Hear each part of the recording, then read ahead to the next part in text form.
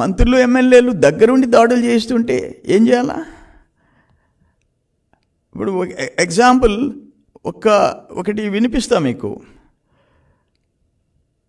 ఆయన great agriculture minister.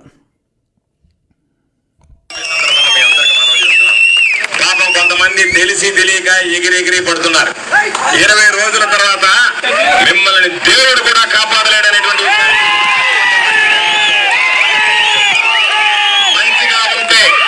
మంచిగా ఉంటే ఎంత మంచిగా ఉంటారో మీరు ఒకవేళ ఎవరన్నా ముచ్చట పడుతున్నారేమో,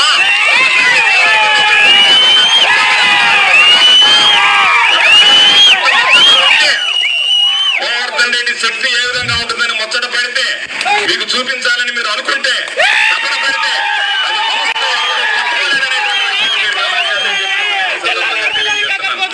మంచిగా ఎంత మంచిగా ఉంటారో చెడు తిరిగితే నేను ఏడడం మొదలు పెడితే ఈ గ్రామంలో కూడా ఉండకుండా వెళ్ళిపోయేటువంటి పరిస్థితి. మంచిగా ఉంటా, మంచి కాదు అనుకునే కనుక ప్రవర్తిస్తే ఏమీ ఇబ్బంది ఉండదు. ఒక్కసారి మీరు తట్టి లేపుతున్నారు, లేచిన తర్వాత ఏమవుతానేటువంటిది కూడా ఒక్కసారి మీరు గుర్తుంచుకునేటట్టుగా ప్రతిసారి తన మన అనేటువంటిది ఒకటి ఉండేది. ఎవరో ఒకరు తీసుకొచ్చి చెప్పేవాళ్ళు, పానీలు అనుకునేటువంటి వాడిని. ఈసారి నేను అనుకుంటున్నా, ఒక్కసారి పాప ఎవరైతే ఎగిరెగిరి పడుతున్నారో వాళ్ళని ఒక్కసారి పట్టి చూసి విడిచిపెట్టకూడదనేటువంటి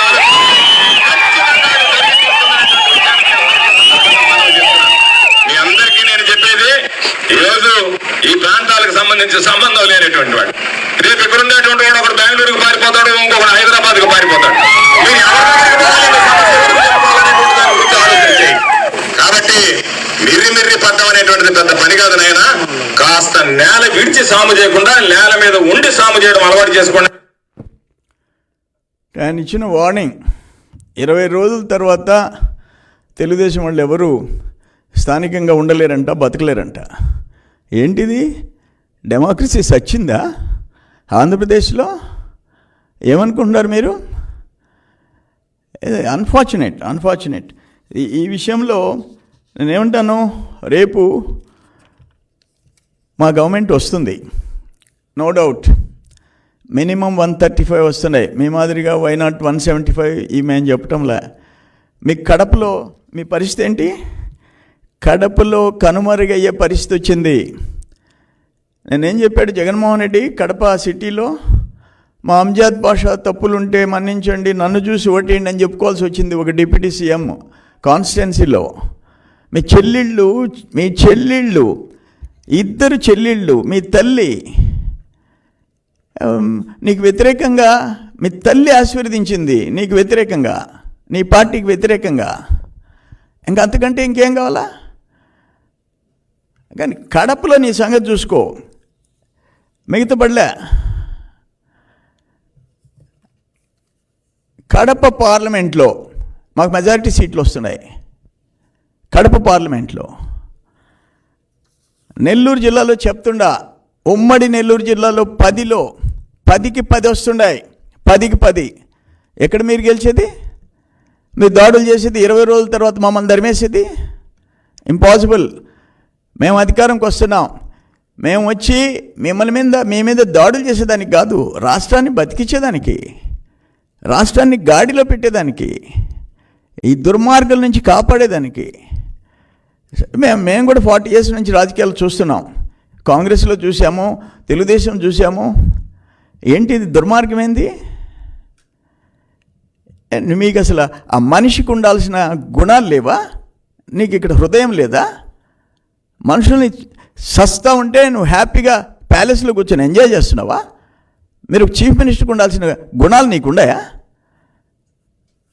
కానీ మాకు కడుపు మండిపోతుంది. ఇప్పుడు సర్వేపల్లిలో ఎంతమందిని బయట నుంచి గూండాలను తీసుకొచ్చి తరిమి కొడతా ఉంటే పోలీసులు వచ్చేసి మేనమేషాలు లెక్క పెట్టుకుంటున్నారు. ప్రతి కాన్స్టిట్యున్సీలో ఎక్కడ ప్రశాంతంగా ఉంది వాతావరణం? కానీ ఫైనల్గా నేను చెప్పేది ఏంటంటే, కంట్రోల్లో ఉండండి. ఇంకో 17 రోజులు ఉంది కౌంటింగ్. ఒళ్ళు దగ్గర పెట్టుకొని ఉండండి, ఒళ్ళు దగ్గర పెట్టుకోండి. ఎమ్మెల్యేలు మంత్రులు అందరికీ చెప్తుండా, తమాషాలు కాదు. మేము మడిగట్టుకొని ఈ చెంప మీద కొడితే ఈ చెంప మీద కొట్టే దాన్ని కొట్టమని దానికి మేము గాంధీ మహాత్ములు కాదు. డెమోక్రటిక్ సిస్టంలో ఎలక్షన్స్ జరుగుతాయి, గెలుస్తాం, ఓడుతాం, ప్రతిపక్షం, అధికార పక్షం, అంత మాత్రాన కొమ్ములు వస్తాయా మీకు? నువ్వు సర్వనాశనం చేసావు. ఒక్క శాఖని బతికిలా అనుభవిస్తావు.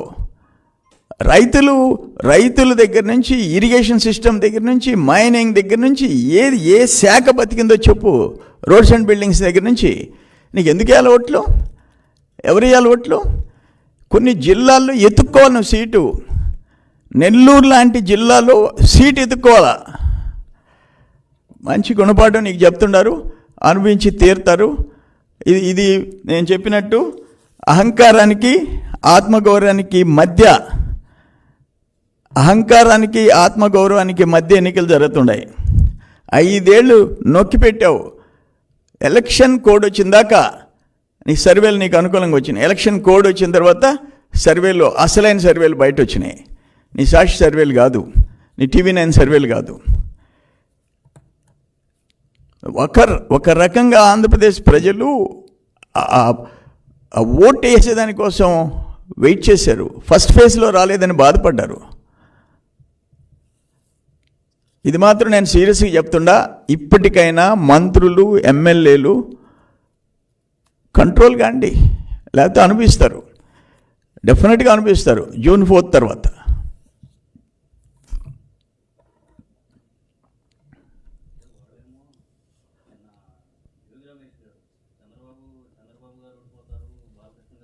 కొంచెం పెద్దగా చెప్పా. చంద్రబాబు గారు, లోకేష్ గారు, బాలకృష్ణ గారు, పవన్ కళ్యాణ్ వీళ్ళందరూ ఓడిపోతారని నిన్న జోగి రమేష్ గారు ఆయన చంద్రబాబు నాయుడు ఓడిపోయి, లోకేష్ బాబు ఓడిపోయి, పవన్ కళ్యాణ్ ఓడిపోయి, పురంధేశ్వరి గారు ఓడిపోయి, అదేందో చూస్తారు కదా, చూస్తావు కదా నువ్వు. బాబు గారి ఇంటి మీదకి దాడికి తీసుకొచ్చినాడు కదా, రేపు చూస్తావు. వల్లభనేని వంశీ దగ్గర నుంచి అందరికీ ప్రజలు బుద్ధి చెప్తారు. వెయిట్ చేస్తున్నారు. జూన్ 4 దాకా వెయిట్ చేయండి. ఎవరు గెలిచేది ఎవరు ఓడేది తెలుస్తుంది. మీరు చెప్పిన ఆ నలుగురిలో ఎవరు ఓడరు మీరు ఎత్తుక్కోండి. జిల్లాల్లో నేను చెప్పాను కదా, కడప పార్లమెంట్లో మీరు ఓడిపోతున్నారు, మాకు మెజారిటీ సీట్లు వస్తున్నాయి. ఎనఫ్, చాలా. మీ సొంత చెల్లెళ్ళని నీకోసం 3000 చిల్లర కిలోమీటర్లు ఎర్ర ఎండనక వాననక నీకోసం నిన్ను బతికిచ్చింది నీ పార్టీని. నువ్వు జైల్లో ఉంటే ఆమెను చంపేశావు. మానసికంగా, రాజకీయంగా. ఎవడెవడో కంపెనీలోకి ఇచ్చావు, రిలయన్స్లకి రాజ్యసభ. ఒక రాజ్యసభ నీ చెల్లెలకి షర్మిలమ్మకి ఇలాకపోయినావు. నీ మనస్తత్వం అది. మీ తల్లిని విశాఖపట్నంలో పెట్టి ఓడిపోతే మళ్ళీ ఆమెకు గౌరవంగా ఒక రాజ్యసభ ఇలాకపోయినావు. ఎందుకు పెట్టావు? ఫస్ట్ నువ్వు బతికిన దాకా తల్లి కావాలా, చెల్లి కావాలా? నువ్వు రాజకీయంగా అడ్డంగా బలిసిపోయిన తర్వాత ఆర్థికంగా వాళ్ళు పడలే. అది నీ తత్వం. అందుకని వీటన్నిటికీ మీకు పనిష్మెంట్ 13 జరిగిపోయింది. జూన్ 4 తెలిసిపోద్ది. ఓకే అమ్మా.